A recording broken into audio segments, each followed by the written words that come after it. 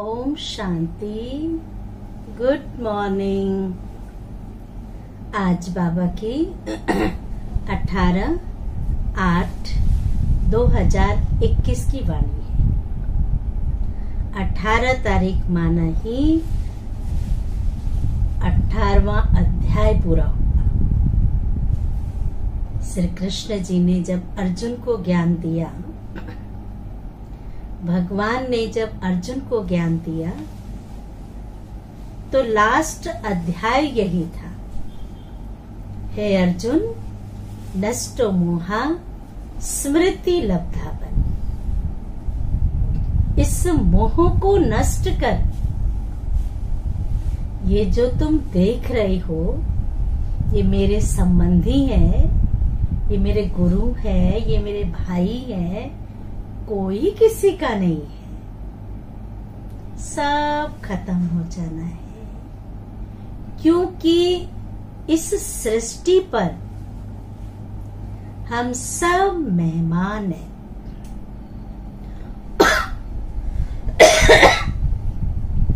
और मेहमान का कोई अपना नहीं होता है। उस चीज को, उस घर को, उस वस्तु को यूज करेगा, लेकिन उसमें अटैचमेंट नहीं होगा, क्योंकि उसे पता है 4 दिन रहकर हमें जाना है। इसलिए कहते हैं ये दुनिया एक मुसाफिर खाना है, रैन बसेरा है, ना घर तेरा ना घर मेरा है। सबसे पहले तो ये तन भी मेरा नहीं है। मेहमान को ये स्मृति रहे कि ये तन भी किराए का है।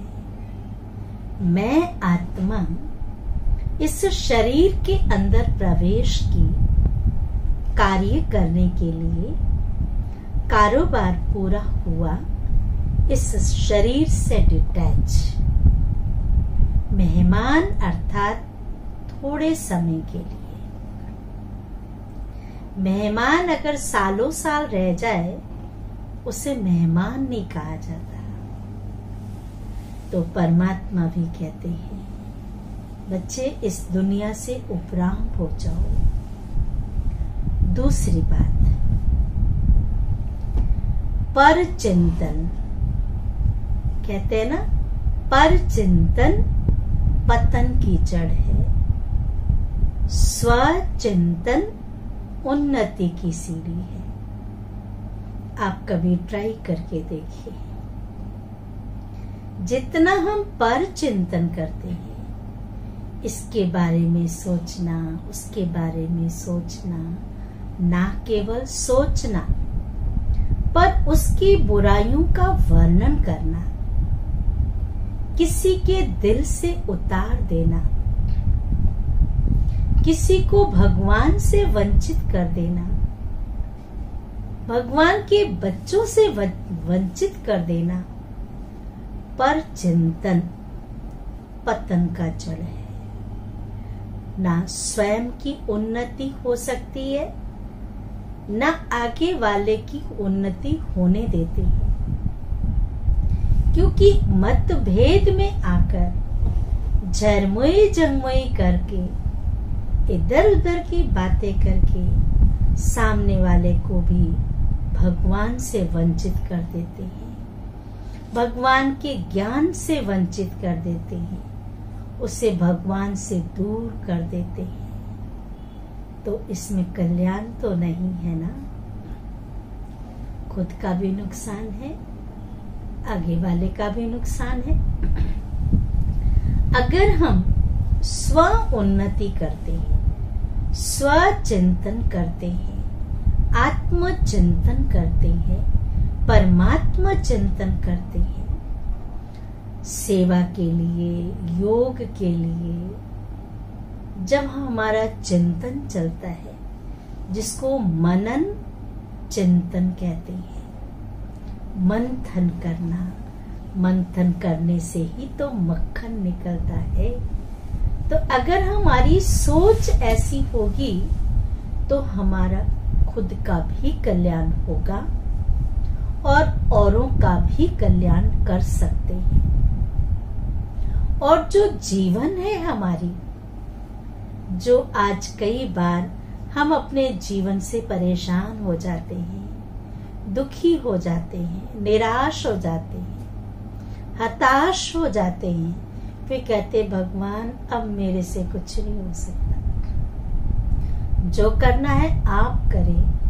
भगवान कहेगा पद तो आपको पढ़ना है। स्कूल में बच्चा कहे टीचर मैं अब नहीं पढ़ सकता हूँ, जो पढ़ना है वह आप पढ़ो, तो पद किसको मिलेगा? तो अगर हम पुरुषार्थ करेंगे तो पद भी अपना ऊंचा होगा। भगवान करेंगे तो भगवान को तो जरूरत ही नहीं है। इसलिए स्वचिंतन करना है, अन्य आत्माओं का कल्याण करना है, और साथ साथ जो आत्माएं सही मार्ग से भटक चुकी हैं, सत्य मार्ग से भटक चुकी हैं, उन आत्माओं को भी सत्य मार्ग का रास्ता बताना, प्रभु का रास्ता बताना, ये सबसे बड़ी सेवा है। अभी हम सुनेंगे बाबा की वाणी। सार है मीठे बच्चे, पर चिंतन छोड़ अपना कल्याण करो। पर चिंतन छोड़ अपना कल्याण करो। तुम सोने जैसा बनकर औरों को रास्ता बताओ। प्रश्न है, अशरीरी बनने का अभ्यास जो सदा करते रहते हैं, अशरीरी बनने का अभ्यास जो सदा करते रहते हैं, उनकी मुख्य निशानी सुनाओ। जिसका उत्तर है, वे हठ से अपनी कर्म इंद्रियों को वश नहीं करते। हठ से अपनी कर्म इंद्रियों को वश नहीं करते, लेकिन उनकी कर्म इंद्रियां स्वतः शीतल हो जाती है।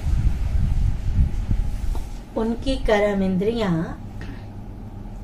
स्वतः शीतल हो जाती है। हम आत्मा भाई भाई है,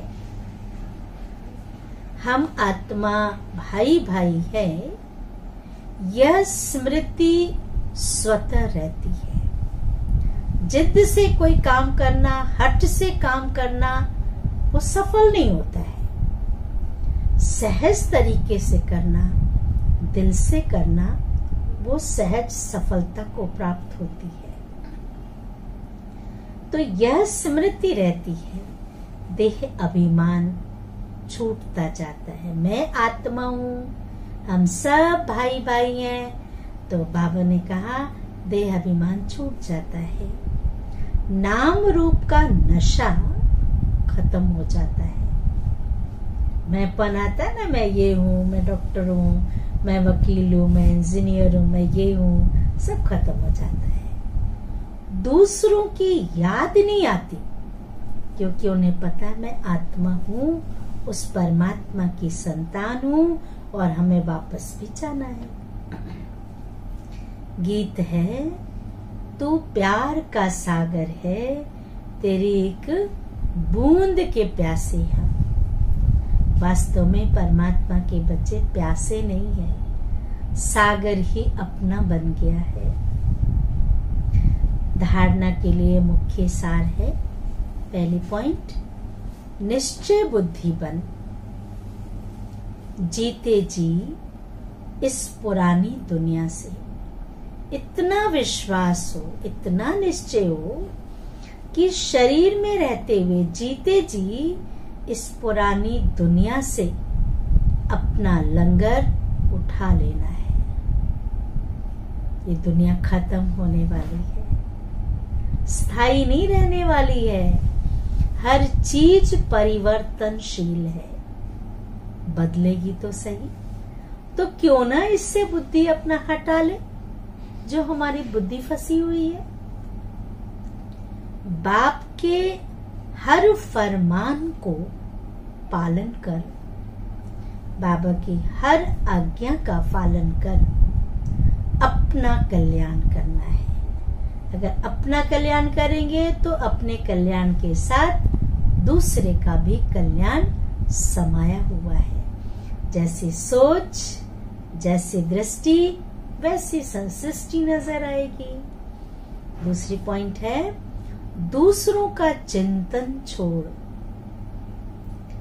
दूसरों का चिंतन छोड़ अपनी बुद्धि को स्वच्छ सोने जैसा बनाना है। कहते शेरनी का दूध सोने के बर्तन में ठहरता है। पवित्र परमात्मा जो सागर है, उनका पवित्र ज्ञान पवित्र बुद्धि में ही, स्वच्छ बुद्धि में ही ठहर सकता है। इसलिए स्वच्छ सोने जैसा बनाना है। झरमुई झंगमुई में अपना समय नष्ट नहीं करना है। झरमुई झंगमुई माना पर चिंतन, इधर उधर का चिंतन। योग बल से अपनी कर्म इंद्रियों को शांत शीतल बनाना है। जितना योग करेंगे कर्म इंद्रियां शांत होती जाएंगी। वरदान है, मेहमानपन की वृत्ति द्वारा प्रवृत्ति को श्रेष्ठ, स्टेज को ऊंचा बनाने वाले सदा उपराम भव। विस्तार है, जो स्वयं को मेहमान समझकर चलते हैं, जो स्वयं को मेहमान समझकर चलते हैं, वे अपने देही रूपी मकान से भी, ध्यान से सुनेंगे, वे अपनी देही रूपी मकान से भी निर्मोही हो जाते हैं। मेहमान का अपना कुछ नहीं होता है। कार्य में सब वस्तु लगाएंगे, यूज करेंगे, लेकिन अपनेपन का भाव नहीं होगा। वे सब साधनों को अपनाते हुए,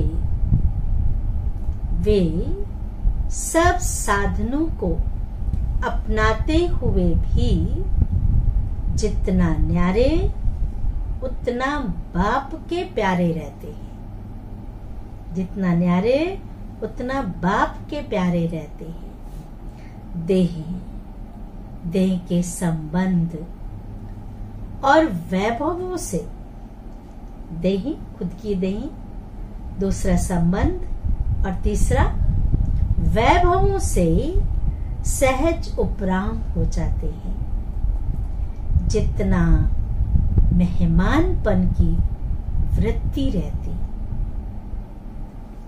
जितना मेहमानपन की वृत्ति रहती, उतनी प्रवृत्ति श्रेष्ठ, स्टेज ऊंची रहती। उतनी प्रवृत्ति श्रेष्ठ और स्टेज ऊंची रहती है। स्लोगन है, अपने स्वभाव को निर्मल बना दो। अपने स्वभाव को निर्मल बना दो तो हर कदम में सफलता समाई हुई है।